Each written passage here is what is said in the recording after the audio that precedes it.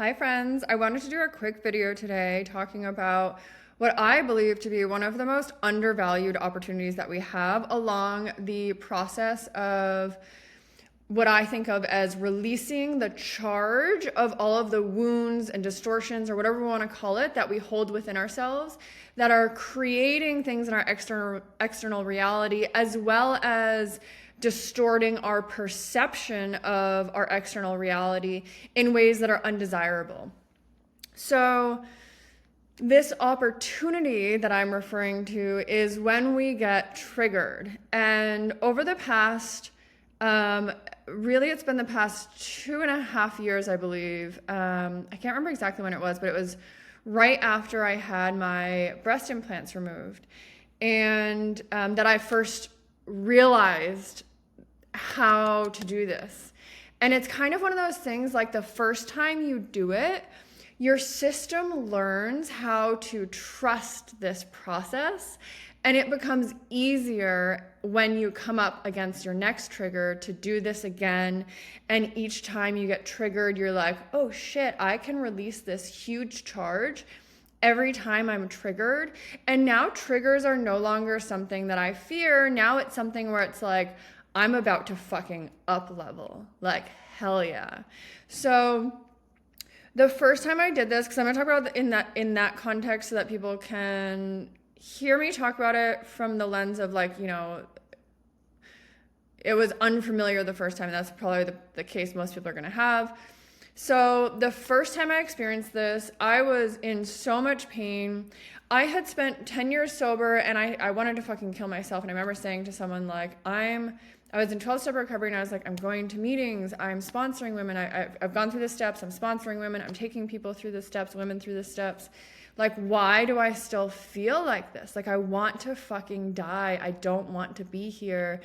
And the response was just like, keep going, and like, develop your relationship with your higher power. And it's like, I do believe that had I developed an even greater relationship with a higher power, yes, I could have gone further, but I was blocked from creating that relationship because of all the wounding that I held. And I believe that resolving, like releasing the charge of everything that I was holding within me, is what opened me up to be able to have a direct connection with what I refer to as like the divine, right? And so we can call that God, source, whatever we want to call it. God gets a little tricky because we think of it as masculine, and it's an energy, it's neutral, and it's masculine and feminine energies. So call it what you want, just keep that in mind. So the first time I experienced this, I was in a fuck ton of pain. I was 4 years in, no, I was 3 years into being sober this go round. And I had decided I was going to proceed with doing a major plant medicine ceremony after talking to someone else who had experienced similar types of trauma to me. And I was really just looking for something to blast myself open so I could actually get to my underworld, like all of the emotions that some part of my psyche had decided I had to lock myself out of because it would be too painful. But what I started to find was that if you don't resolve the charge of what's simmering beneath the surface of your conscious awareness, you're just going to be miserable, and you're not going to know why, and things are going to trigger you, and you're going to be reactive. I was super fucking reactive when I would get triggered. And so the time that I learned how to do what I'm now talking to you about was a scenario where I had just gotten surgery, and I was scared because I couldn't, like, if my blood pressure went up over a certain, whatever the measurement is, it could be dangerous. I could rip internal incisions. And they had told me this whole horror story that had just happened where they, like, someone bled internally from just like moving cushions around. And I was scared, right? So I was like, I can't get my heart rate up, but I'm a reactive person. So, like, that's scary. And I had just somehow found myself, because of what I carried inside of me still, in a relationship with someone. And it only lasted like a month and a half maybe, but it was like very tumultuous, and very much this person was a match for my deepest wounding. And so it triggered some real shit that was in there. And the game changer was I'm laying on these fucking like wedge pillows, and according to the surgeon and his assistant, like supposedly I need help lifting myself out off of these cushions because if I don't, I could rip the stitches and I could end up on the table and them having to cut me open. Again, like they had just told me this horrifying story, which was fresh in my mind at the time. And this man that I'm now in partnership, well, kind of partnership, I was dating him. He was replicating a lot of what I experienced in childhood in a way that like really hit some of my deepest wounds. And so there was this, experience where like he gets triggered, he starts yelling and his energy gets really big, and it's a replication of a lot of what I experienced in childhood in the household that I grew up in. And then he storms out, slams the door, and now I feel abandoned, and that re-triggers the wounding. So my household growing up that I was just referring to, that was my mother. And then on the flip side, my father, I had abandonment wounding from, because my experience was all of a sudden there's this father who's like fun, and then all of a sudden he's not showing up anymore, and I don't understand why, and I can feel through my mother that she's afraid of him, and now I think our lives are in danger. And this father who I could feel this love energy from, because I remember the feeling, which I didn't recollect that until more recently. That had been blocked out, I think, because it was so confusing for me at the time. Like, how do you go from that to all of a sudden this person wants to hurt us and he's not showing up? That's my father. It brought up all of those feelings. And so I remember having this awareness. He slams the door, that guy I was dating, he slams the door. I'm afraid. I'm trying not to have my blood pressure go up. I'm afraid of popping stitches. I have so many emotions coming up. I'm just in this storm internally, right? And that was what I lived in for so long. That was a big part of why I drank, because like that's really fucking uncomfortable to live in that. And I know so many people live in that today. And so it's just like this constant like storm beneath the surface, and you're just trying to like feel normal and feel okay, but like you're distracting and numbing or trying to soothe through something. But like the constant steady state is this like, like, ugh, and like that's fucking horrible. And so I remember like this whole thing happens, all of a sudden all of these emotions rush to the surface, and my instant reaction is like, I want to put on music or put on a TV show or just distract myself with other thoughts. And in that moment, I remember being like, I can't keep living like this. I am so fucking miserable. I can't keep living like this. And I don't want to keep attracting this same cycle in relationship dynamics. Like I have to find a way to get off this fucking ride. And so in that moment, I remember being like, there was this part of me that was terrified, but I remember being like, I'm just going to go into it. And I can't even explain, but I know that when we have an intention, we'll direct our energy, right? And so I believe that intention alone allowed me to begin to lower myself into my underworld, and I began to connect with what those feelings really were, which I never used to be able to do. I would just feel this chaos start, like this storm start coming, and I would think, yeah, I'm feeling my feelings because I feel that storm. But I wasn't actually going into it. So this time I had the intention of going into it and being like, what's really going on in here? Like, what has me so riled up? Like, I just met this guy a couple of weeks ago.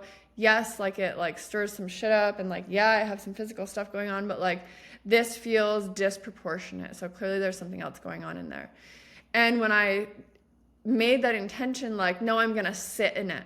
I'm going to sit in it and not distract myself mentally in any way. I'm just going to feel it and get curious about what is going on in there. And when I did, I could feel this part of me that was still stuck in this like I felt this part of me that felt like little me, and it felt like I was reliving this unresolved loop, which I now understand as like an unresolved charge that was probably too big and overwhelming for me to really digest emotionally at the time, because I didn't have anyone.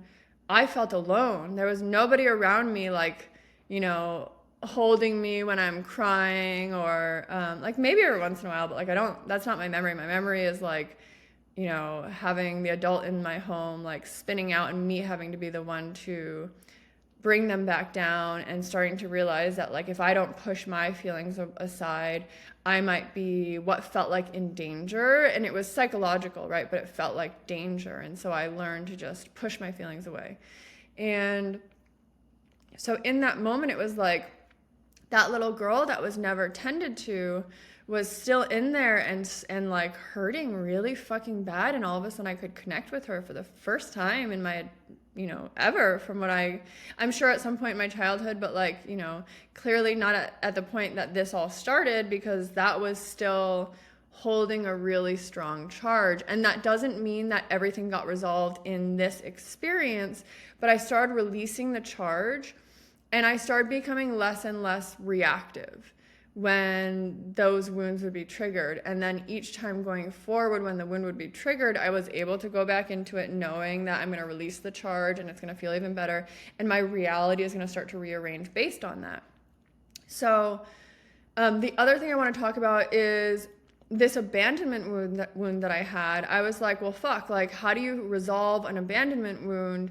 Because like, people are always going to be human, and that means that someone might always walk away.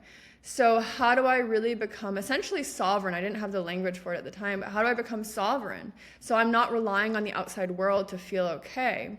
And so then I started doing this thing of I would hold myself and I would tell myself, like, I've got you and I'm not fucking going anywhere. Like, I've got you.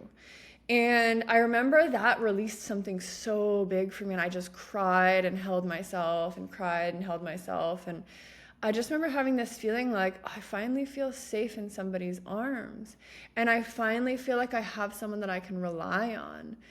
And that honestly changed the entire trajectory of my life. And I think it's so funny because I had been really holding out for this big plant medicine ceremony, thinking that was going to do it. And I remember this awareness coming in at the time, like, because I'd been holding on for that plant medicine ceremony, and then I went through this whole experience. I remember this awareness just setting in, like, life as the ceremony. And that doesn't mean that we can't work with plant medicines. They're allies, right? They help us. I believe they amplify what's within us. They help soften the barriers between our conscious and our unconscious, so that we can go into our underworld and start to release the charge of these things. But that really life is going to give you the opportunity, like, because you're drawing in things that correlate to these things that you hold within you, life is automatically going to trigger this stuff that's within you. So life can be the ceremony that helps you to heal in really big ways, but you have to become willing to lower yourself into your underworld. So the next time that you're triggered, give this a try. Just set the intention when the triggering happens, when you become emotionally reactive. If you're in conversation with somebody, maybe excuse yourself, or or as soon as you have alone time, like checking in with yourself. You want to do it as immediately as possible when it's still really active in your system. Just get quiet.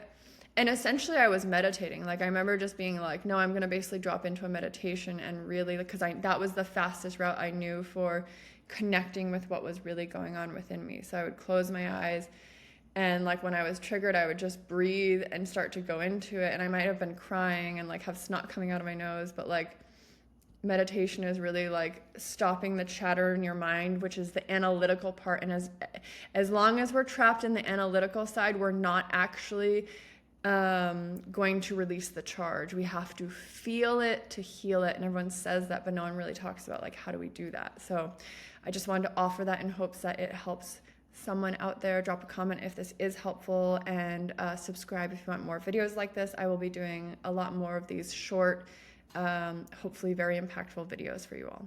All right, I'll see you guys on the next one.